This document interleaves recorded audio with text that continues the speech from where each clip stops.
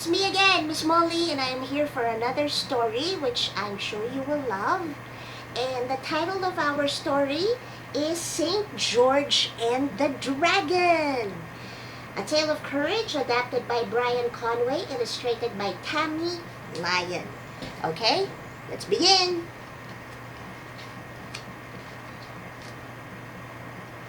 This is the tale of St. George and the Dragon. It has been told for over 15 centuries.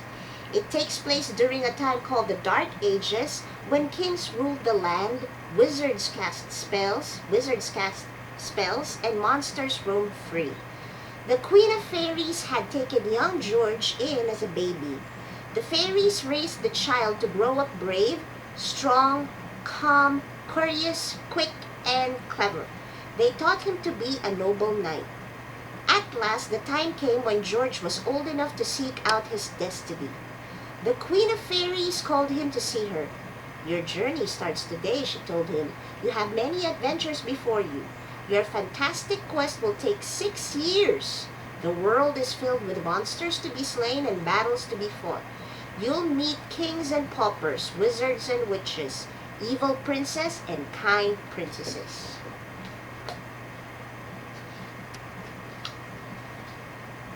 "Yes, your majesty," George bowed before the queen. He was very fond of her. He was sad to leave the land of the fairies, but he was not afraid. "Always remember one thing," the queen added, tapping George's silver battle helmet. "Your greatest weapon, George, is your ring." With those words, George set off. He traveled for weeks through many wonderful kingdoms. But as George approached Silene, he noticed the land changed from lush and green to dark and desolate.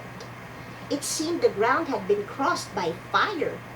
There was no grass, only the darkest mud. The trees were bare and black, and a foul stench filled the air. As George walked through the stark land, he did not see a soul, not a bird, not a squirrel, and certainly not a single person.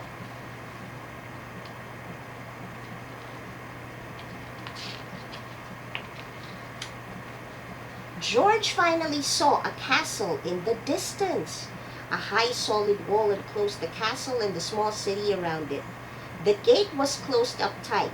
Again, George saw no one around. When he got closer, he saw a young lady. She crept quietly through the gate. "Excuse me, my dear lady," he called after her. "Quiet," she hushed him. "Have you no sense? You would do well to leave here now and never return." "But I am a brave knight here to help you," George whispered. "Alas, sir," the woman replied, "you are but one man. I fear that you cannot help." George looked her in the eyes. "It's my destiny," he said to her.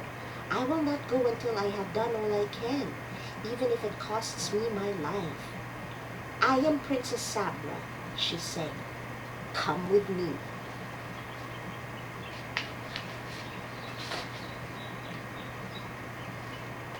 They tiptoed through what was once a deep green forest. Sabra explained why the kingdom lived in such fear. A fearful dragon had lived in the kingdom for many years, she told him. The horrible beast had ravaged the land. Many men had tried to slay the dragon, but its sharp claws, vast flapping wings, and fiery breath made it impossible to reach, let alone kill. The people had moved to protection within the castle walls, but soon the dragon had run out of animals to eat. "If you do not feed me sheep each day," the dragon roared, "I will come through those walls for my breakfast." So each day as the sun rose, so rose the dragon looking for its breakfast.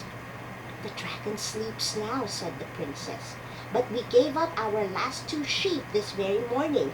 Tomorrow we shall have nothing to give the dragon, and we shall all perish."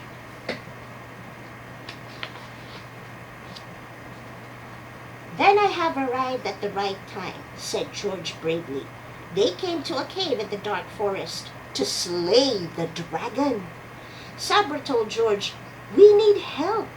That is why we are here." In In the cave there lived a wise old hermit. Some said he was a sorcerer over 900 years old, but no one knew for sure. Sabra and George crept up to the hermit, who stared into his fire. He did not turn to look at them, but he spoke as if he knew they were coming. Long ago, it was told, two brave knights would come to know the only way to save the rest, the serpent's weakness in his breath. With those words, an ancient hourglass appeared at their feet. George did not understand. He asked the strange little man, but the hermit would speak no more.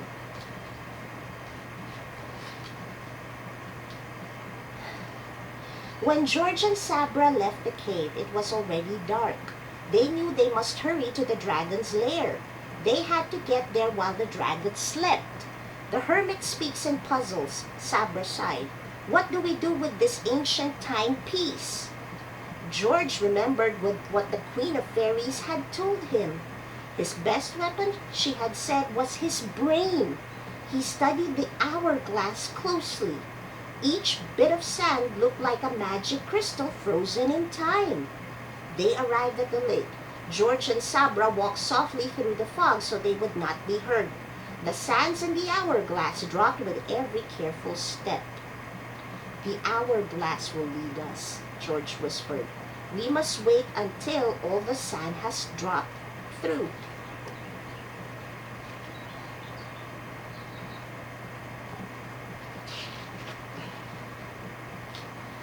The smell as they approached the lair was horrible.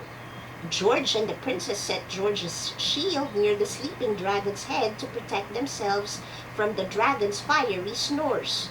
They watched the icy blue sands tick away. Suddenly, the dragon stirred. Now, Sabra thought, surely the dragon would find them before all the sands ran through the hourglass. The dragon raised up and rubbed his slimy eyes. As George watched the dragon rise, he stopped watching the hourglass. The very last grain of sand was dropping through. At that moment, the dragon yawned a great, fiery yawn. Now, George! Sabra shouted. George knew what to do. He threw the hourglass up into the dragon's yawning mouth. It shattered on the dragon's slithering tongue in a cloud of icy mist.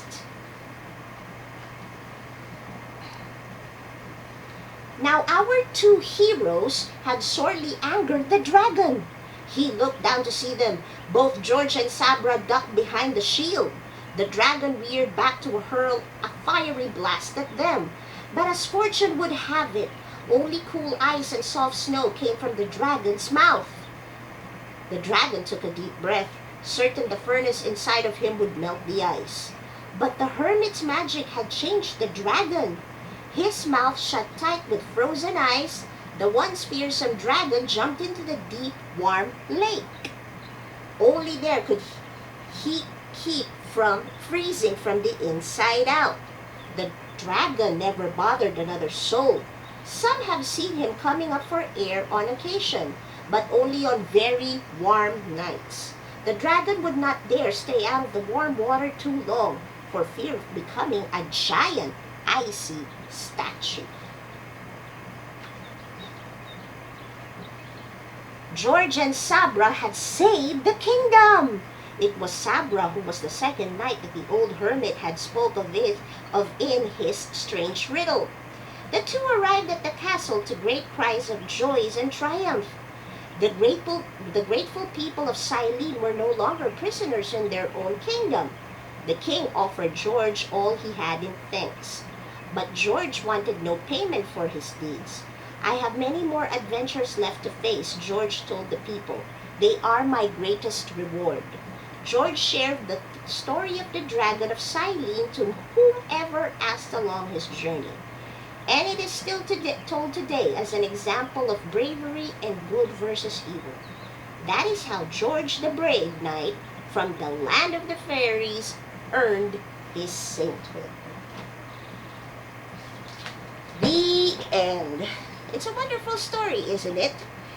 Of course, we have to be brave. It is a very difficult thing to do when you are faced with a huge task, whether it's going to school, whether it's making friends, whether it's going to the bathroom alone, you have to be brave enough to take on the responsibility.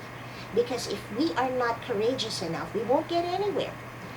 George and Sabra did all they can. And just like what the fairies told them, use your brain. Because your brain is the most powerful organ in the body.